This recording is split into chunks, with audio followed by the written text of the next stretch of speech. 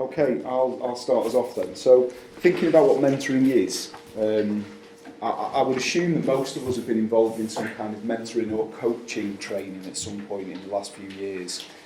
It's been very popular in terms of staff development, so I'm sure you've got a working knowledge of what mentoring is anyway. But really looking at the definition on the wall there are a couple of key words that really stand out. Mainly guiding and assisting, I would say. And the idea of trainees being in a new situation and never really losing sight of the fact that it is a very new and novel situation for them that represents lots of challenges. The other key thing really to point out when we're talking about mentoring is, and I think this is something that crops up quite a bit and people do get a bit confused about it, and that is that it isn't a line management system. So although the trainee will look upon you as the authority figure, and quite rightly so, it isn't a case that they should relate to you as a line manager. You should be the person that they come to if they've got questions or if they've got any worries. So you do want to kind of open up that opportunity for them to approach you on that basis. Okay, the Carter Review. Many people heard of the Carter Review. It's been quite a big thing in our world, really. So a Carter Review was published in January 2015, and it was a review of initial teacher training, the various different routes into qualifying as a teacher, and the various qualifications or sets of acronyms that follow that process of qualifying.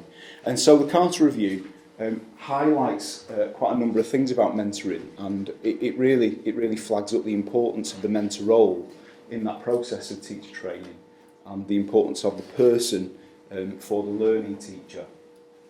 So what it refers to here is effective mentors being outstanding teachers, as we might expect.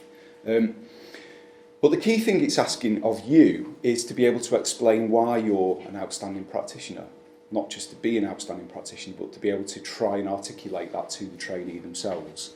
That's quite a challenge. It's one thing being good, but knowing why you're good sometimes can be a little bit difficult to explain or put into words. It also expects us to be subject and phase experts. So, as you would expect, experts in your particular discipline subject, but also of Key Stage 3, 4, 5, and know the mechanics of those phases within education, and be pretty familiar with new developments and changes within that subject. The teacher standards it refers to there in the third bullet point, and I'm sure by now the teacher standards are things that you are pretty au fait with, pretty familiar with, and it asks there for you to have a secure understanding, including a range of methods for assessing against all of the standards, in a way that goes beyond the minimum requirements for meeting them. And also I think it's quite important when we're talking about the standards to think about how we gauge a trainee's performance and their progress against the standards, and be quite considerate and thoughtful of what things that trainee can do to meet the standards. And then the idea of the mentor as a role model. Managing behaviour is an example that they cite, and we know the importance of behaviour and classroom management and behaviour management, certainly according to the Common Inspection Framework. That's very much recurring in the Carter Review also. This final point here about engaging with research, mentors engaging with research, I mean it's a little bit of a concern, I would imagine, to some people, because it kind of implies that you should be engaged with doctoral research or postdoctoral research as well as having a full-time job, etc.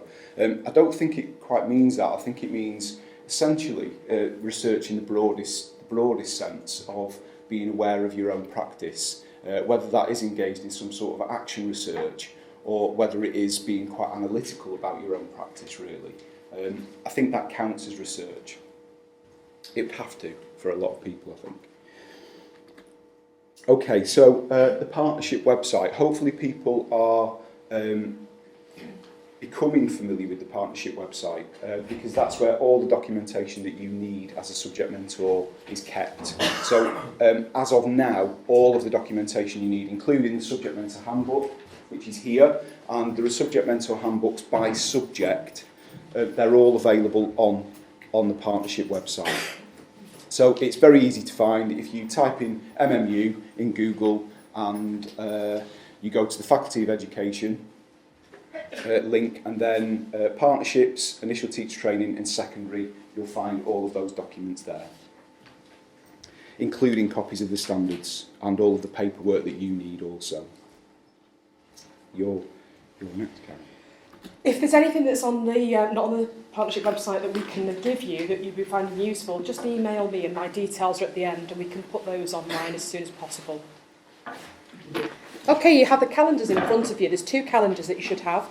One is for Schools Direct and one is for Core. People who've got Schools Direct, you've had your people in already, your trainees in already with you for a couple of days for an induction phase, and then they've come back to here to the university to spend some time with us at the university. Core PGCE, the students have started on the 7th of September and they're going to come to you, all of you, so Core and Schools Direct, on Monday. And we have a period of time there called induction period. And same on the Schools Direct calendar, you can see. The induction period is where they spend 8 days with you, and I'll explain what we'd like you to do in the department in those 8 days. They then start teaching after in the purple section of the blocks there. This is just for Block A, Placement A. Schools Direct candidates, because they've already been with you already for 7 days, they might have done the induction period then. They might have even started to teach them starters and plenaries. They will start with you again on Monday, and they'll spend a few more days in school rather than here at the university. Core candidates in the first teaching practice in Block A will be here at universities on Fridays. Sometimes the Schools Direct candidates will be here on Fridays, but the majority of time they'll be with you in school. All trainees will need a 50% timetable building for them. Up to 50% timetable building for them on the first teaching practice on Block A, Placement A. And that can be made up of solo teaching, team teaching, a variety of different collaborations with teachers. And the other 50% of the time is for engaging in their activities that we will give them, subject-based activities, writing assignments, observing good practice in other lessons.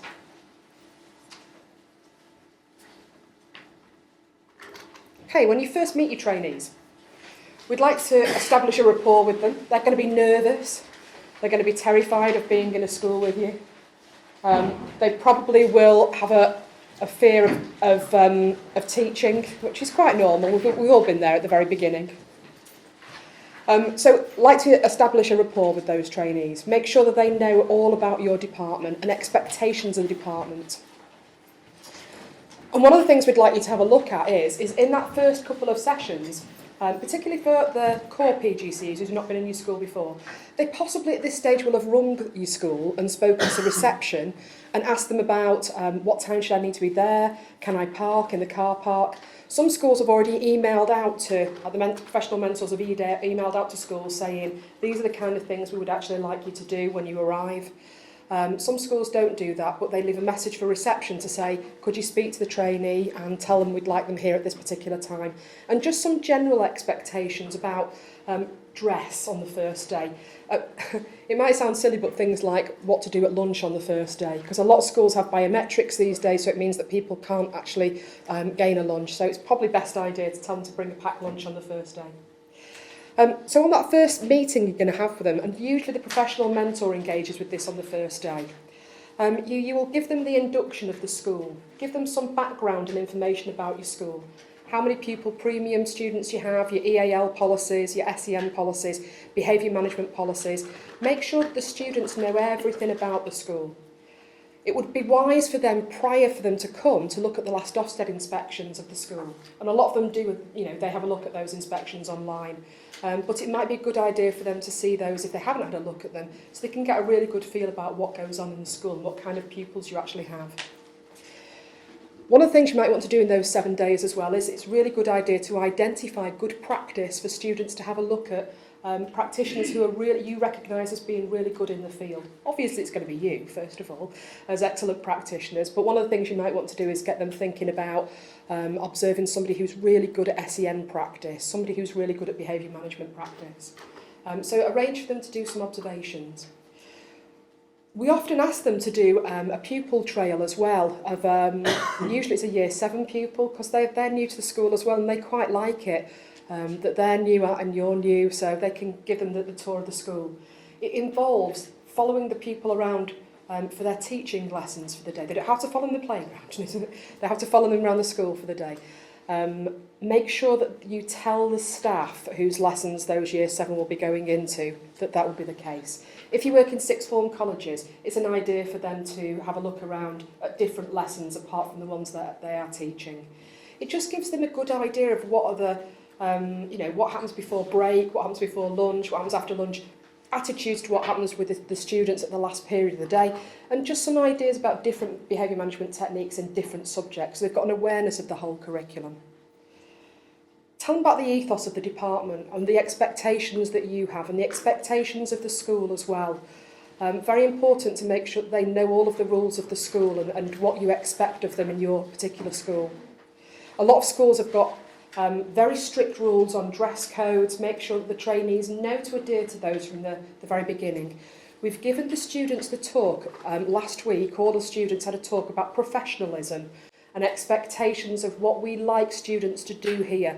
And that PowerPoint is on the website. And if you want to reiterate that in your schools, we'd be really glad if you could reiterate it from the very beginning of them coming on placement about expectations of professionalism. We give them the talk about not using Facebook or using Facebook appropriately, the bane of all of our lives in teaching.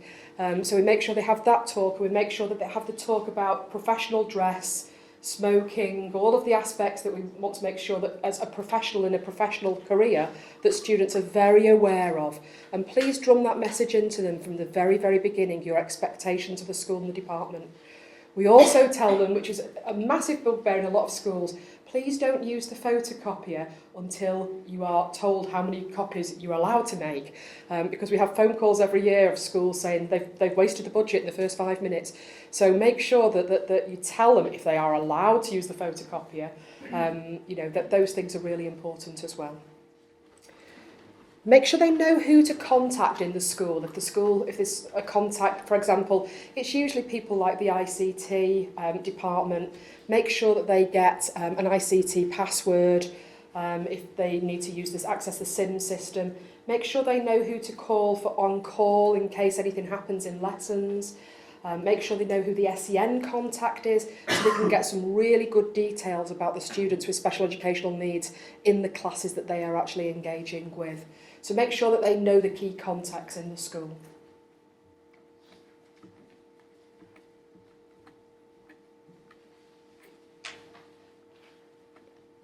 Okay. So you're going to be involved with the induction. They should all be observing the students who they are going to teach in those 7 days. And we ask them during those 7 days as well as part of the induction process, can you make sure that they actually teach something in the 7 days to get them started? Doing 7 days of observation is not great. You get bored after about the 3rd day of observing different students. So get them engaged to get them started in the lessons. It might be that you engage in starters or plenaries with them. Some of the students have come from very different backgrounds. Some of them have never been in a school since they were at school themselves, apart from the 2 or 3 weeks that they have to all do before coming on the course. Some students have been teaching assistants, learning mentors, cover assistants in schools, and they've had 7 years experience, some of them. So they all come from a variety of different backgrounds and training needs. Some of them will need to be eased in gently in a process of gradualisation. Some of them will want to start chomping at the bit straight away and start teaching quite quickly. Gauge where your trainee is in that process, make sure that they know. But all of them should start with some starters and plenaries at the very, very beginning. And make sure that when they come back to us at the university, after the days that they're with you in schools, they've all taught at least part of a lesson, so they can discuss that with us at the university and discuss planning. They'll all come with a subject knowledge audit that they've all filled in here at the university, which will give them will give you a background of what they've done in their degree, have they done any teaching in those subject areas before, what aspects of the curriculum will they need to pick up and their subject knowledge as well. So when you're planning their timetable with them, have a look through what they've already taught so far and what their strengths are, and have a negotiation with them about, is there anything that we can put down that you would like to teach, any particular areas that you have a specialism in, and see if you can work that into the curriculum for them. A lot of them also want to engage, and we very much actively encourage this, extracurricular activities. So if they want to do some sport in the afternoons, make sure the health and safety is clear on that. Or if they want to do some drama, painting the sets, or in drama, do the makeup for the school play, all of those kind of things. It's really good for them, for their CVs and for employment, future employment, that they get actively involved in extracurricular activities. Some of them do have dependence and childcare commitments. So if you want to discuss that with them as well, obviously if they've got childcare commitments, extracurricular activities might be difficult for them. But we do ask students, at least on Block A, that they attend a parents' evening if you have one. So can you make sure that you plan for them observing in a parents' evening with you? We also ask you to engage with the progress indicators, which we will discuss in a moment with you. We will give you, on the website, the students will come with standards handout for you with all of the teaching standards. And we do have progress indicators, which I'll explain to you in a second. We ask you to do a joint observation with a university tutor, which we'll explain to you, but we will come once during placement A, Block A from the university. We ask you to observe the students once a week and have a formal weekly meeting with the students where you both have tasks to fill in, which I'll explain. I'll also explain to you about the remediation, or AROF, which stands for At Risk of Failure process, because if students aren't performing to the standards, the teaching standards, we do have a process where we actually support trainees. Some students don't make it through to the end of the first teaching placement because they don't attain the national teaching standards, and I'll talk you through that process as well. If you could, please support the trainees with their advice about the written assignments they have. During Block A, when they come to you, first of all, they'll be doing the Effective Teaching and Learning assignment, which is an assignment all the trainees will do about how to teach effectively, what is effective teaching, supported by critical literature. And towards the end of the placement, they'll all be doing an assignment which is about inclusive learning assignments as well, which is where they will look at a particular need that young people have got and special educational needs and discuss best practice in teaching that particular need. You will also contribute to the end of placement review, Review 2A, which is a midpoint interim review, and also Review 2B, which is at the end of the placement. Where the students are graded, the students are graded in terms of pass or fail at the end of that teaching block. They're graded in their second placement according to Ofsted grading, but the first placement is just based on pass or fail.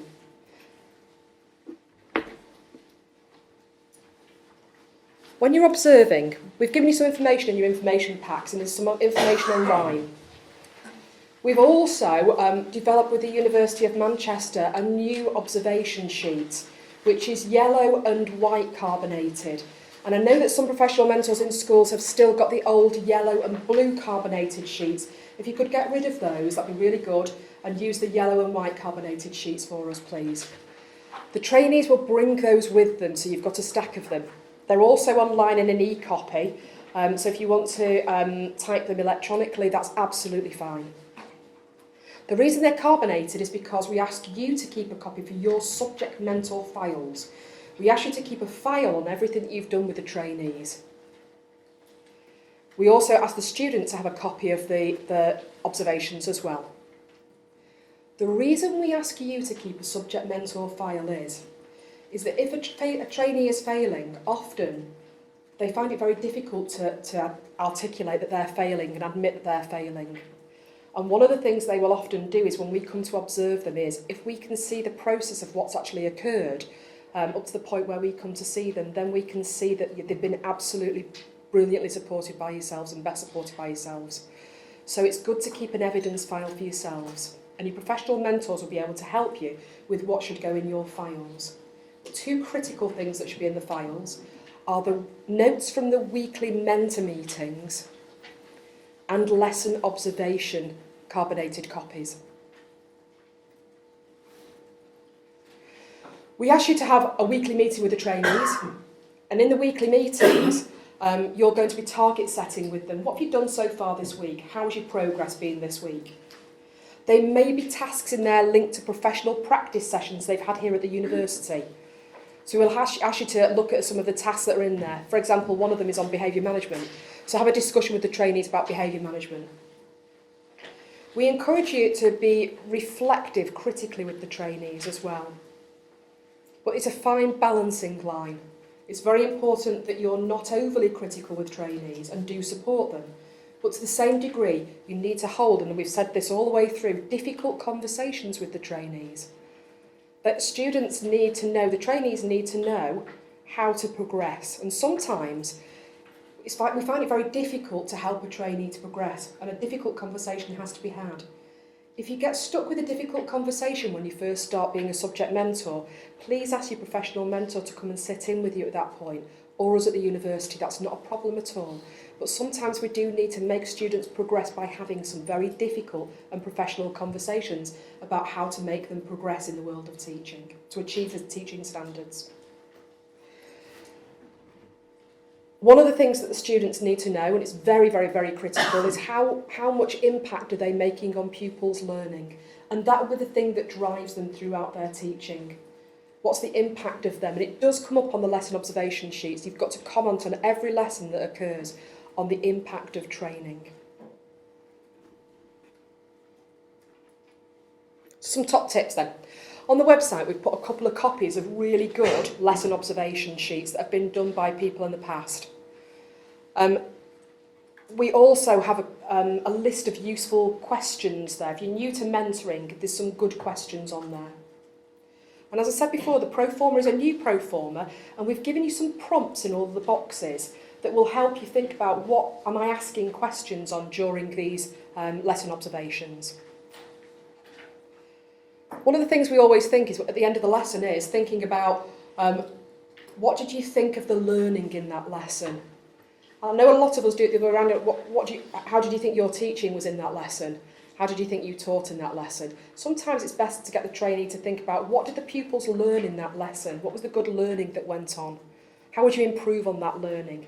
To getting them to think about, critically, about the learning that occurred in the lesson. And I think if they get into the habit of knowing that's a good question you're going to start with, it gets them to focus their own teaching on what actually was the impact on pupil learning at a very early stage in their teaching. Always start with a positive. Even if mayhem has occurred, it's always best to start with a positive and then work into the targets for the trainees. Because it's so demoralising to a trainee, particularly when they're starting to teach, that you start with the negative aspects of the lesson. So even if it was you smiled twice when you came in the room and it was a lovely smile, it started the lesson beautifully, just as the chairs were flying, please do start with a really nice positive output of the lesson and then engage with aspects of difficult conversations with them. Make sure that you don't give them too many developmental targets. Even if the lesson was mayhem and you're thinking this trainee is really struggling, if you limit the number of things they need to do down to about 2 or 3, that will be really helpful because then that will make that attainable for the trainees. If you give them a whole list of them, it's demoralising for them. And also they won't be able to achieve the whole list of it. So if you focus on 2 or 3 of the really key aspects of the lesson that were problematic in some respects or needed development work on, that'd be helpful. And if you could give them some practical suggestions, for example, go and see next lesson, let's go and see Mr. X or Miss Y teaching this subject, because they've got really good behaviour management skills, and one of the things that you need to pick up on is some more management skills in X, Y and Z, but particularly things like low-level disruption. Or why don't we go to talk to the SENCO about a particular aspect that we need to pick up on in teaching? And always make sure that you give them a time scale. So by next lesson, I'd like us to look at some of the strategies they've picked up on. Or if they're big things, by next week, let's look in our weekly meeting at particular things like subject knowledge enhancement. How can we actually look at the subject knowledge that was missing from that lesson that we need to build upon? We ask students to send you their lesson planning, and there is an MMU pro forma for lesson planning. There's one for placement A, which is a very basic getting students in, and it becomes more advanced for placement B or plot B. So we ask them to fill in, particularly on the first teaching placement, the MMU document. And the reason we ask them to do that is because all of you have got very different lesson plan pro formas, and it's really useful for us to see if they can look at the MMU pro forma. So if in the meantime you can get them to fill in the MMU one, I'd be really, really grateful for that. Okay.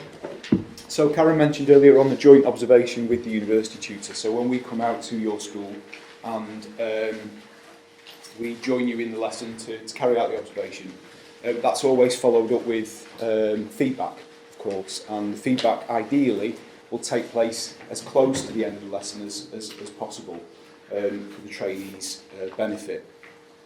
Now, the fact that we join you is essentially part of our quality assurance cycle, and we'll all be familiar with the importance of quality assurance and quality cycles in schools.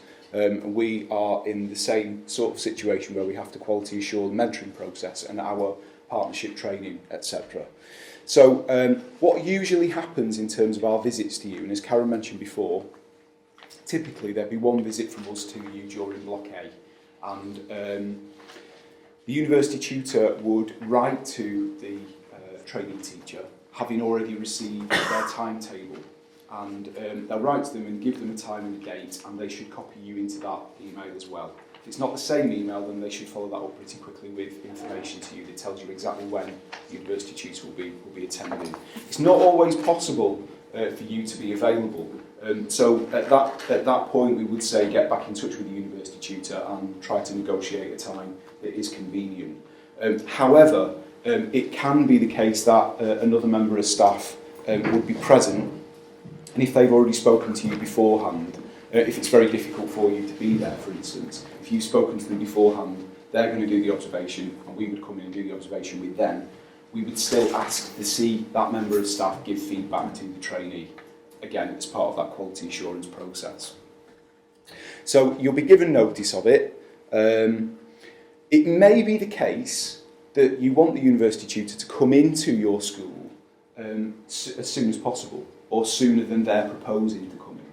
And that will mainly be because you are not seeing the kind of progress that you want to make, you want the trainee to make, and you feel at that point it would be really helpful for them to have another pair of eyes from not within the school, essentially, to come along and see what's happening in that classroom and see how we move forward with it. So basically, when we come in to do the joint observation, we want to watch you give feedback to the trainee.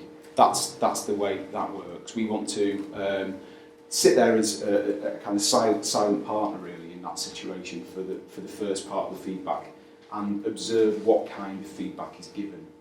And again, that's very much about quality assurance, so that we can see if there are things that are not working so well in that lesson, that we can support you in trying to make sure that the trainee hears what they need to hear. As we know, it's always quite easy for us to sit in a room like this today and say, well, I won't have a problem giving honest feedback and giving constructive honest feedback about things that aren't going so well that trainee needs to hear. In reality, when you're working with them every day, it is quite difficult. So we'll work with you on that if that is an issue. And then we will, of course, talk to you afterwards when the trainee isn't there and say, you know, that was really great, you know, we're very, very happy with that, what about that aspect, etc. Okay, so weekly meetings and lesson observations. Karen's already referred to these. So the weekly meeting, essentially, that Karen's advised you to keep a record of and outline the importance of, What we say about the weekly meeting is that ideally there will be a fixed time for it. And if that's not possible, try to convene a time that is pretty regular, so that it isn't something that falls off the trainee's radar. And what we would always say is that it's perfectly okay for you to expect that trainee to come to that meeting with you having set an agenda. It shouldn't necessarily be the case that you have to set the agenda for that meeting. You really want them to come along and say, these are the things I know I need to talk to you about. And really, I'm gaining that information and that foresight from the previous lesson observational things that have happened this week. So it's right and proper that you expect that from the trainee. We're really trying to bring out in these discussions, and generally, but particularly in these weekly meetings, we're trying to develop autonomy, resilience, problem solving. You know, it is really important the relationship they have with you as a mentor, but you don't want them to become too dependent or too reliant. You do want them to see you as a figure who supports them, but not somebody who solves all of their problems for them. You very much do need to be urging them to take the lead, because as we know, as teachers, you have to do that every day, many times. So, self-directed reflection, analysis and problem solving. But you know, do give them an open ear when they want to talk about the things that have troubled them that week. You know, and do try to offer them as much encouragement and support when they've had a difficult lesson, or they find that they're just not making progress with a group or a particular student. We are trying to motivate them.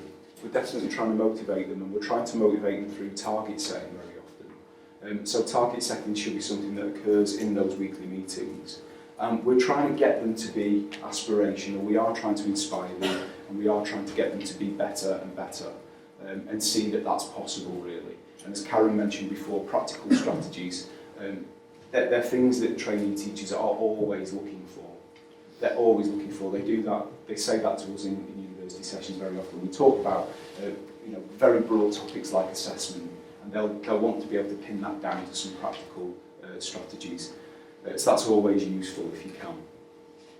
And it mentions here about a non-judgmental space, and that is very important, that they start to see that relationship with you as quite a safe one, that they can come to you and say, I'm really struggling at the moment.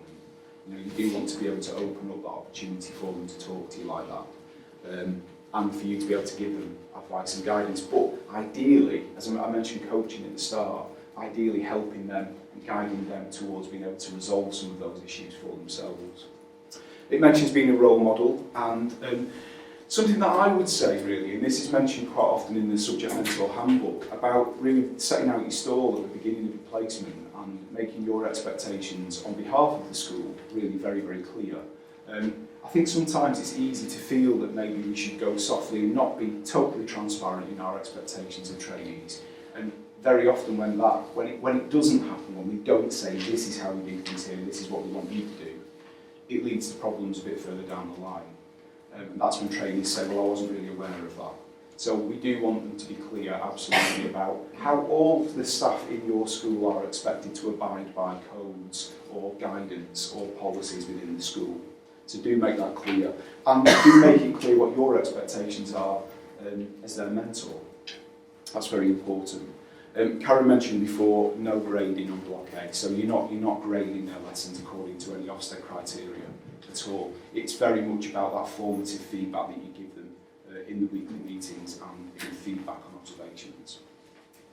I'll leave the indicators for you, Karen. Progress indicators are how we look at how much progress the students are making, the trainee teachers are making against the teaching standards.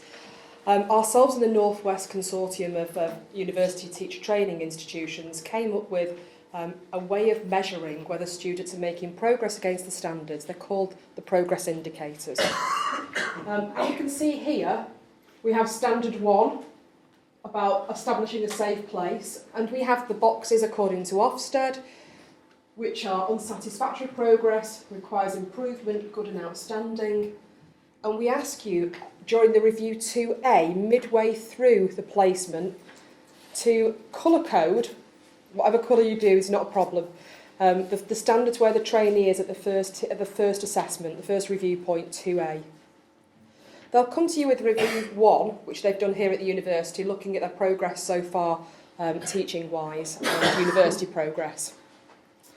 So at review 2A, if you could colour code with the trainees, and I'll explain that, where they're up to on the midpoint during the first teaching practice.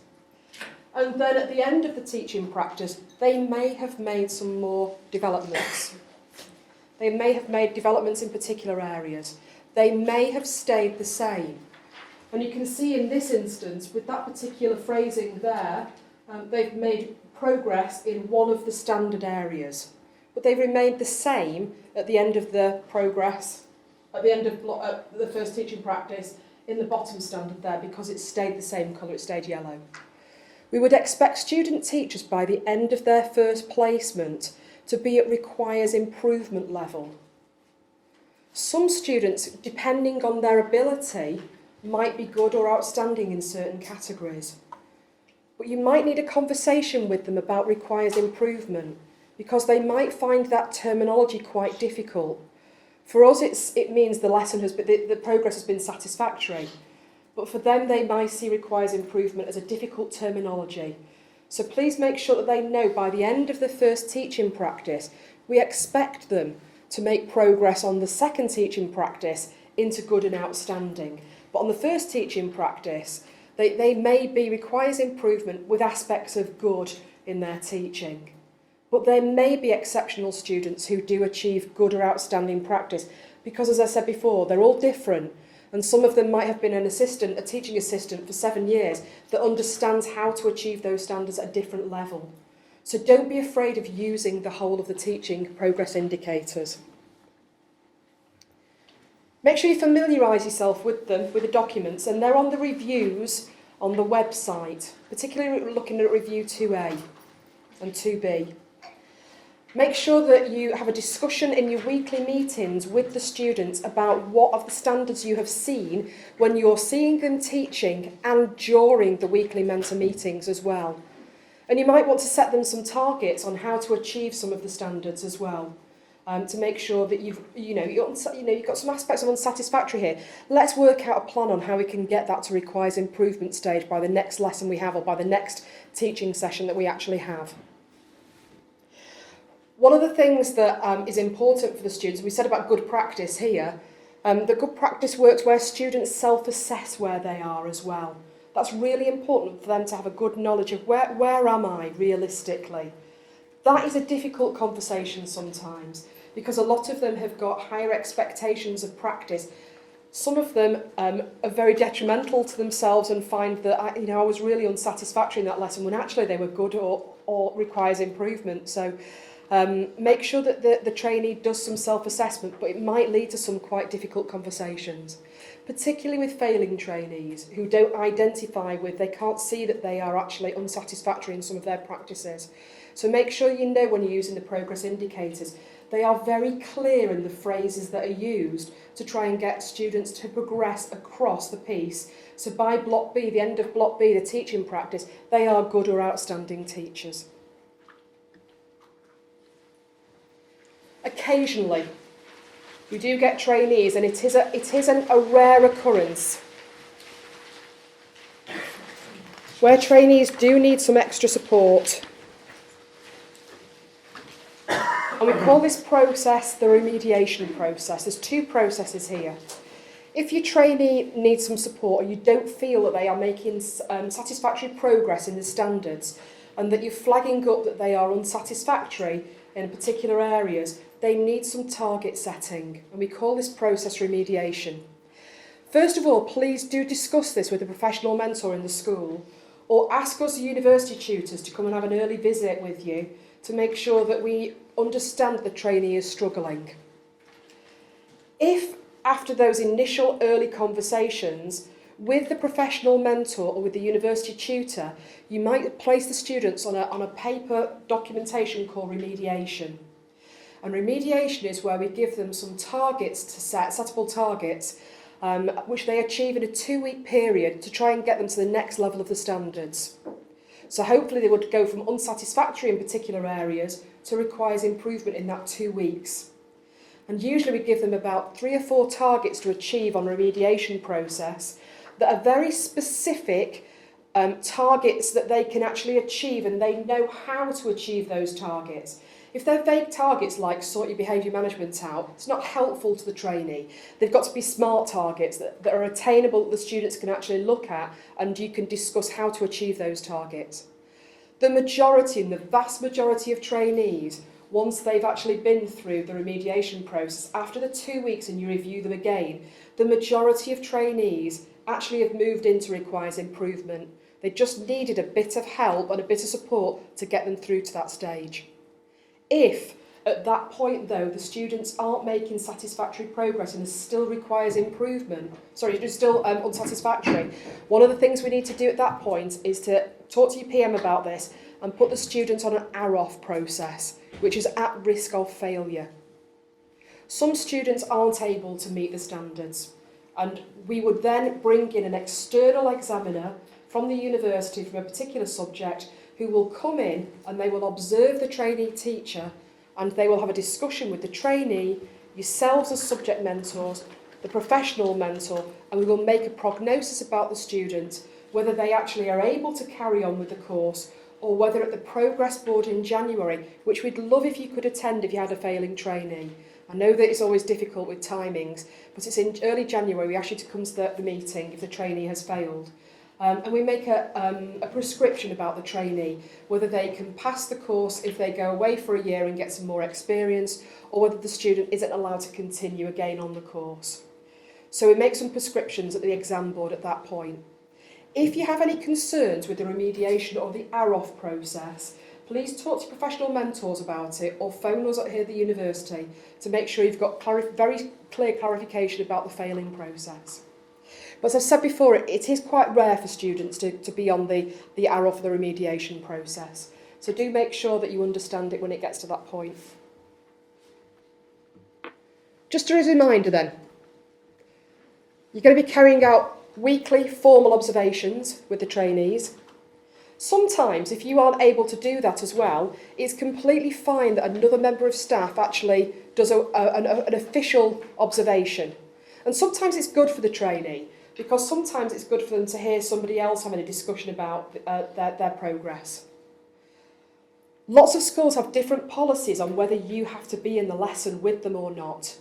And if you don't physically, your school has a policy where you don't physically have to be in the room with the trainee, please make sure the trainee knows where you are.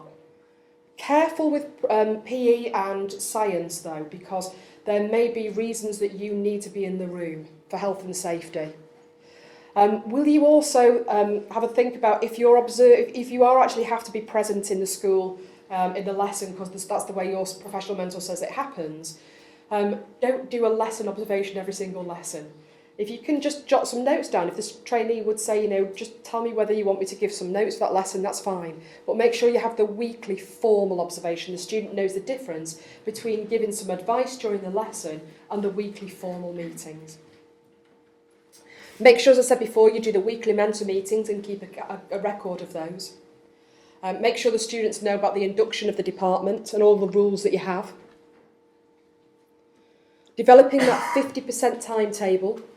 Sorting other things out for the trainees, such as do they want to come and observe and be a member of and support a form period? I think that's really important for them to see the pastoral side of it. Do I want them to go and see some PSHE citizenship, which is important for them to understand the whole of the curriculum? Making sure they get some observation of good practice in other areas.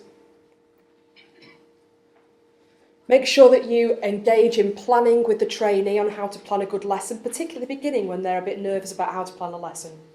And one of the things we actually do say is make sure the students send you their lesson plans in a good amount of time for you to have a look through them, not the night before, so you can say to the student, thinking about the class that you're teaching, that works really well with that class, but you might need to just rejig this part of the lesson here.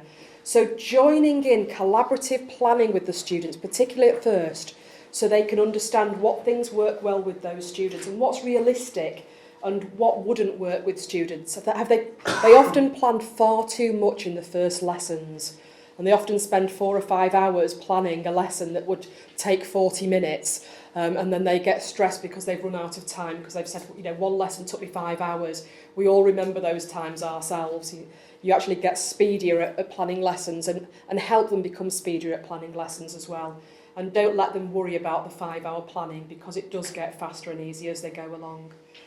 So make sure that you help plan with them, but make sure they send you and know how to send you planning.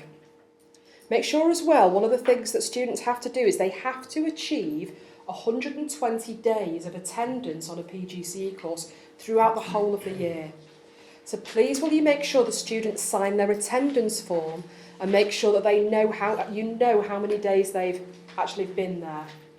One of the things we say about students is that if they are going to be absent for illness or bereavement or any issues that you as a teacher, as a qualified teacher, would not be expected to be off school for, make sure that they contact you at the school in the morning and they set work for the classes they're teaching. And that's critical, that, because if they're teaching particular lessons and they thought that you thought they were teaching and they're off, you then have got to stand in for the trainee. And it's difficult for you. You would have cover work set for you by an established teacher. So make sure the trainee is setting work for the lesson that they're absent for as well. And make sure that they understand that they would have to make up time in enrichment period, which is at the end of the second placement, if they are going to be absent for a significant number of days. They have to cover it by a doctor's note, a certified doctor's note, if they are off for a particular time. But if they are off for a long period of time and you are concerned about them not being able to achieve the standards in that time when they get back, please contact us at the university. We'll have a negotiation or discussion with you about them being able to fill their standards in those particular areas of time. We'll ask you to contribute to the reviews at the end of the midway point. They're on the calendar, review 2A, and at the end of the practice. And we'll ask you to be as honest as you possibly can, because that document there will go towards the trainee's final grade here at the university. But it also goes into the block B, or the placement B. It goes into their second placement. So the person who's going to take them over in their second placement needs to know what's happened to them, where they're up to, where are they up to in the progress indicators, subject knowledge. So when you're filling in those documents, that's really helpful to be as honest as possible. So the next person that has to work with the trainee knows where the trainee's targets are and where the trainee's strengths are. And as I said before, try and support the trainee with their assignments. Trainees will have 2 files. One is the SEF, the School Experience file. And please, in weekly meetings, will you check their SEF? There is a list online of all the documents we would expect to be in the experience file. Many trees die for the SEF. They have lots and lots of folders that are to be filled. And all of those who've been a PGC student yourself will not be able to throw those away because they're so precious to you, even though you trained in 1830. One of the things that's really important in the SEF is that they fill this folder with information about the students, which classes they're teaching, which students have got special educational needs, tips about behaviour management, any resources they make, the lesson plans, the lesson evaluations that follow from the lessons they've done. And we've got on the website a list of everything that goes into their school experience file. The students also have an online record of professional development. And this covers the students' review processes, where they're up to with the progress indicators, things that aren't teaching materials, if that makes sense, things that are an expression of where the student is in their professional development.